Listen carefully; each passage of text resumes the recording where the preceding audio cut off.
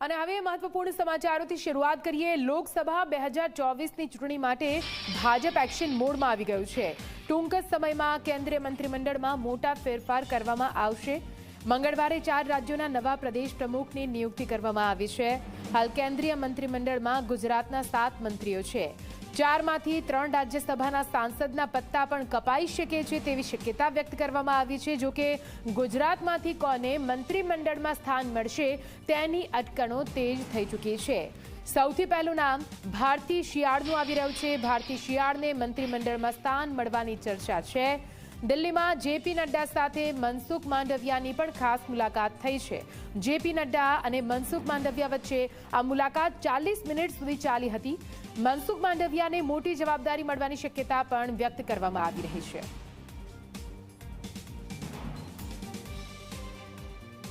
વધુ માહિતી સાથે સંવાદદાતા रविंद्र सिंह दिल्ली થી લાઈવ જોડાઈ ગયા છે। સીધા આપની પાસે જઈશું। रविंद्र, 2024 की जो इलेक्शन आ रही है उसको लेकर बीजेपी कैसे एक्शन मोड में आ गई है, क्योंकि काफी सारी हलचल अभी दिल्ली में भी देखने मिल सकी है और सीधा कनेक्शन गुजरात से सामने आ रहा है।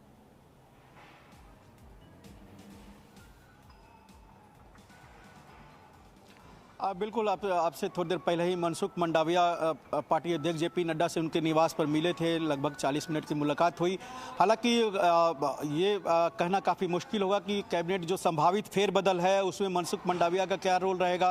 क्या उनको गुजरात का अध्यक्ष बनाया जाएगा या फिर उनका पोर्टफोलियो चेंज होगा या मंत्रिमंडल बने रहेंगे। लेकिन ये मुलाकात जो हुई है काफ़ी इसलिए महत्वपूर्ण है क्योंकि कल ही 4 राज्यों में अध्यक्षों की नियुक्ति हुई है। कल कई कैबिनेट मंत्रियों ने जेपी नड्डा से ही मुलाकात की थी और आज भी देर शाम को ज्योतिराज सिंधिया मुलाकात करेंगे। अभी थोड़ी देर पहले प्रहलाद पटेल जेपी नड्डा से मिलने आए हैं, जिनको कहा जा रहा है कि मध्य प्रदेश का अध्यक्ष बनाया जा सकता है।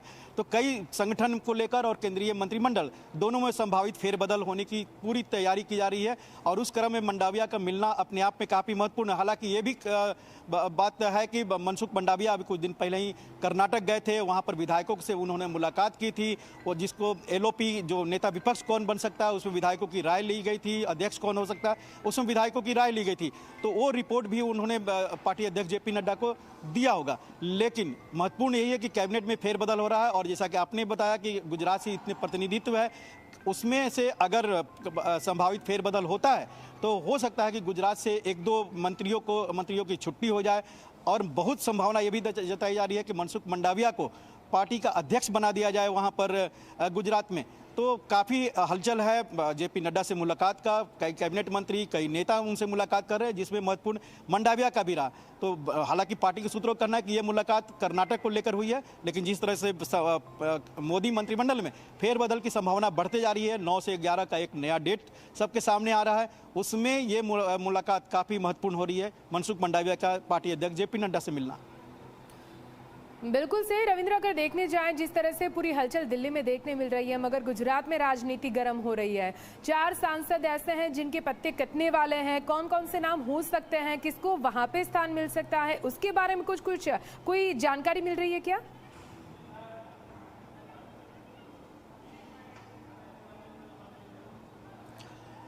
देखिए, एक तो काफ़ी कहना काफ़ी मुश्किल है। पिछले 9 साल से आपने भी देखा, सबने देखा है कि जो मंत्रिमंडल में कौन आ रहा है, खासकर पिछले 3-4 साल में चाहे संगठन में, इसका कयास लगाना काफ़ी मुश्किल हो रहा है क्योंकि फैसला प्रधानमंत्री नरेंद्र मोदी को लेना होता है और गुजरात तो उनका अपना होम स्टेट है। वहीं से गृह मंत्री अमित शाह आते हैं और पिक एंड चूज करना उन दोनों से बेहतर और कौन जानता है। लेकिन नाम में पुरुषोत्तम रूपाला भी हैं, मनसुख मंडाविया हैं, दर्शना बेना, ऐसे और भी लोग जो मंत्रिमंडल में हैं। तो अक्सर देखने में यही आता है, गुजरात की एक परंपरा रही है, परिपाटी रही है पिछले 20 साल से कि राज्यसभा का टिकट हो या फिर लोकसभा का टिकट हो, वो खुद प्रधानमंत्री नरेंद्र मोदी तय करते रहे हैं। तो ऐसे में काफ़ी मुश्किल होगा किसका बने रहना है और किसको हटाया जाएगा। लेकिन यही कयास लग रहा है कि गुजरात से जितने मंत्री हैं उसमें से 2 की छुट्टी हो सकती है अगर फेरबदल हो रहा है तो। बिल्कुल से रविंद्र, भापना बहुत मुश्किल है कि कौन क्या हो सकता है, कौन से समीकरण बैठ सकते हैं, मगर ये जानना चाहेंगे अभी कि ऐसे कौन कौन से फैक्टर हैं जिसको देख के ये जो चेंजेस हैं, जो चेंज होने वाला है वो चेंज हो सकता है, किसी को स्थान मिल सकता है।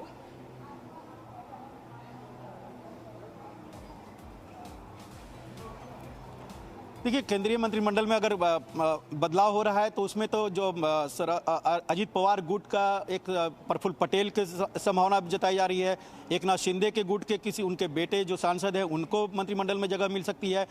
सुखबीर बादल, अकाली दल की आज बैठक होने वाली है। अकाली दल अगर एनडीए में आता है तो सुखबीर बादल को जगह मिल सकती है, चिराग पासवान को। ये तो अलायंस का है। जहाँ तक बीजेपी की बात है तो यही कहा जा रहा है कि 2 बड़े मंत्रियों को संगठन में लाया जाएगा। मैं अभी बीजेपी दफ्तर में हूँ, मुख्यालय में, और कल जिस तरह से कई कैबिनेट मंत्रियों ने पार्टी अध्यक्ष जेपी नड्डा से मुलाकात की है, और 2024 के लोकसभा चुनाव में मैनेजमेंट देखना होता है, माइक्रो मैनेजमेंट करना होता है, जिसके माहिर खुद गृह मंत्री अमित शाह हैं।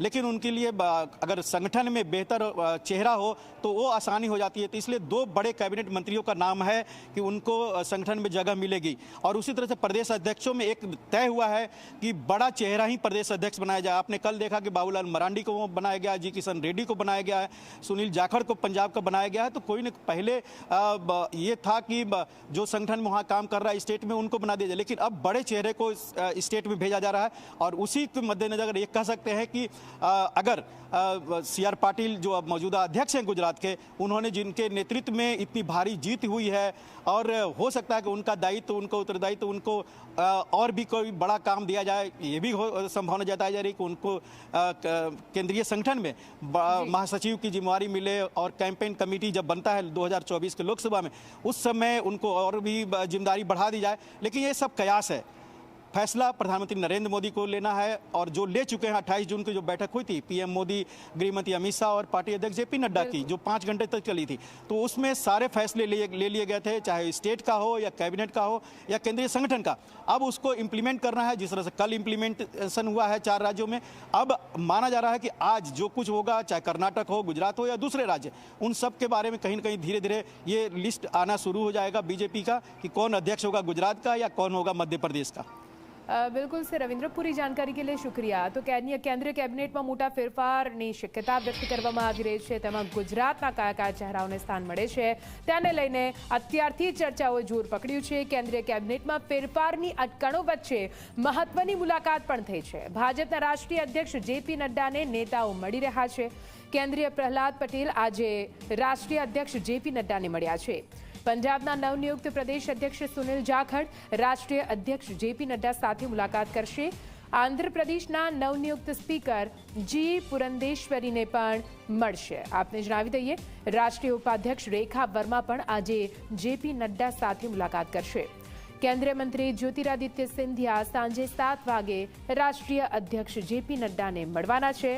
રાષ્ટ્રીય અધ્યક્ષ જેપી નડ્ડા રાત્રે 8 વાગે કાર્યવાહ અરુણ કુમાર સાથે પણ બેઠક કરવાના છે।